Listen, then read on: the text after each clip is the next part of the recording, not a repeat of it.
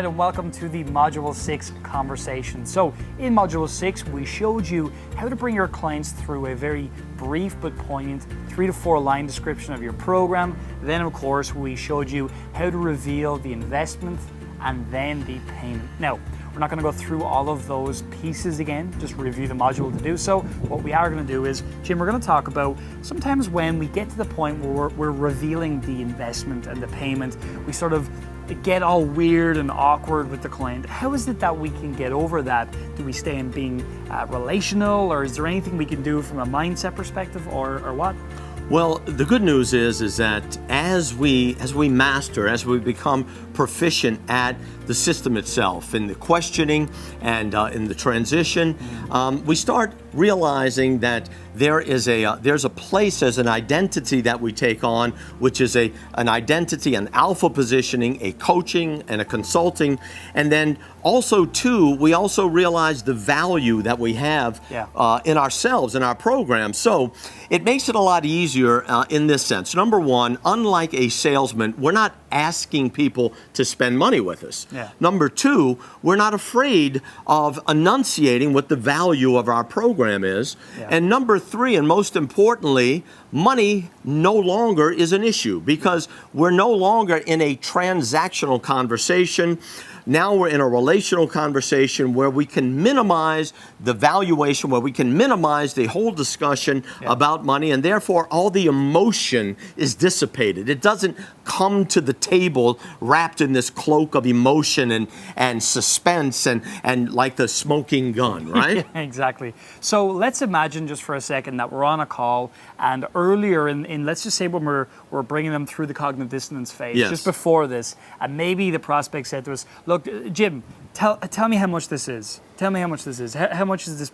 How do I get involved? What do I got to do? Well, keep in mind one thing, and this is something that brings me to mind before I address that also, too, we will be doing a dab of price conditioning so that there is an understanding that there is a considerable value attached to programs that are similar or coaches that are similar to who we are. Exactly, yeah. Now, if somebody wants to bring up pricing right from the beginning, I just simply shut them down and I'll remind them, Stephen, before there's any conversation of economics, remember I told you earlier that we're not even sure that this program is something that's going to benefit you. So before we talk about economics, let's continue with the questioning, and then I'm going to be more than happy to reveal all the economics and different payment plans that might be available. But we're really putting the cart before the horse right now. And that's great, because I saw that recently, and I just thought I'd pose that in this section. Yes. So that answers that one. Okay, so we've talked about then this idea now of taking on the coach and the consultant and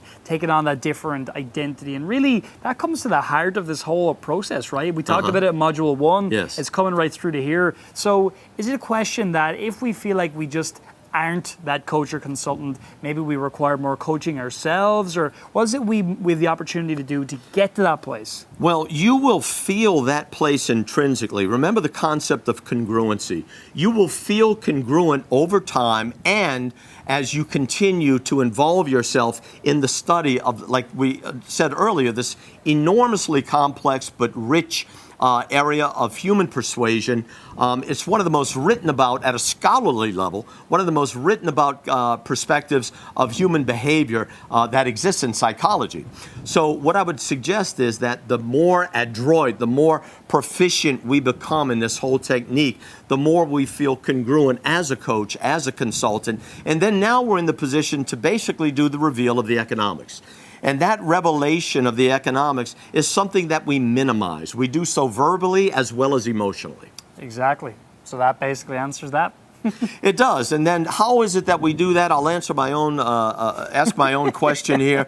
I'll just leave. You missed your cue on this one. But anyway, so the reveal of the economics is something that we want to minimize. And as a matter of fact, we even used words of minimization by saying, listen, the economics are really very simple, right? We minimize it. And then, of course, we can generalize it. And the way that we do that is by saying, and what I explain to all of my clients, like yourself, right? Start bonding, start giving similarity to those who have already made that choice and to the perspective that's in front of you. And so what I would say is, Stephen, listen, the economics that are attached to the program are really very simple.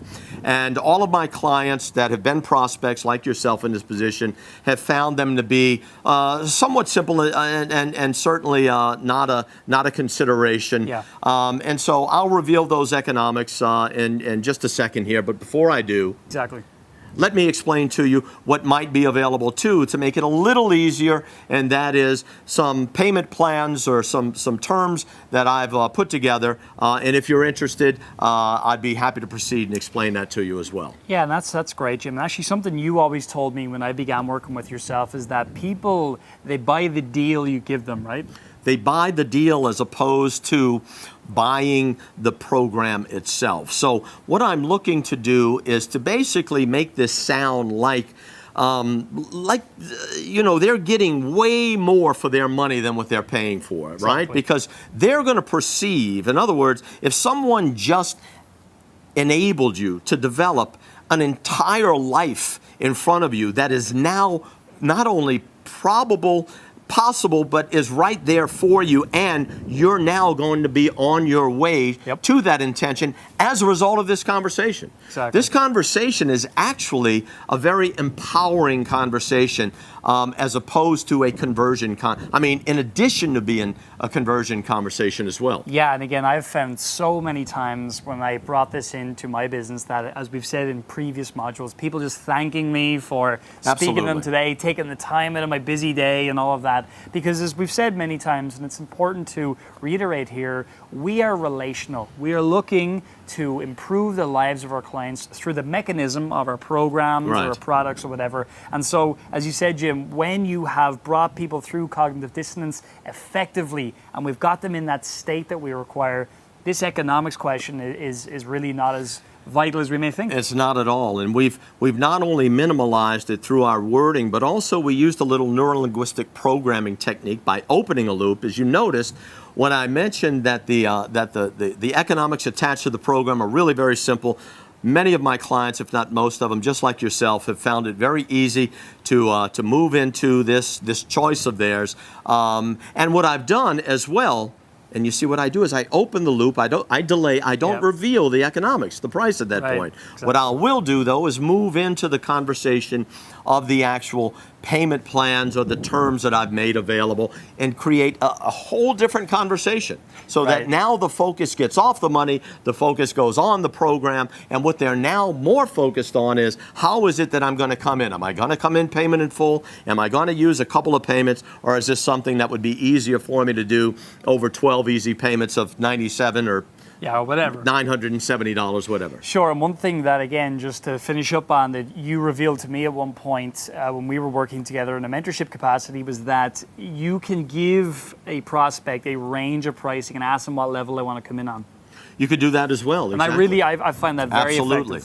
Absolutely. You say, well, listen, the economics associated with the program are first of all, there's a real high intensity involvement that very few clients are allowed into because there's a tremendous amount of one-on-one work, and that's a $30,000 program. Then there's one that's more group intense, some private attention that might fall somewhere between anywhere between $12,000 and $15,000. And then, of course, there's a lower program that I'll be happy to explain if that's where you'd like to be. And I don't reveal the low end, by the way, exactly. right? I never want to make that the attractive focal point. Actually, what I'm looking to do is get them focused in on that center point, that 12 to 15. Because what I've done is I put a range in there, 12 to 15. So subconsciously, what they're thinking is, well, how do I get 12 as opposed to 15? Yeah, and they don't want to look like somebody who cannot do a 12 to 15 or a 5, so they're trying to prove to you that they can do this. Absolutely. Very powerful. Because anyone can do it.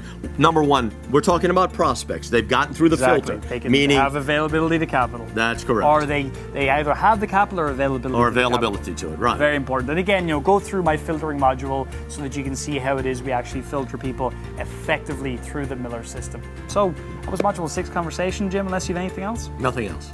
See you in the next module.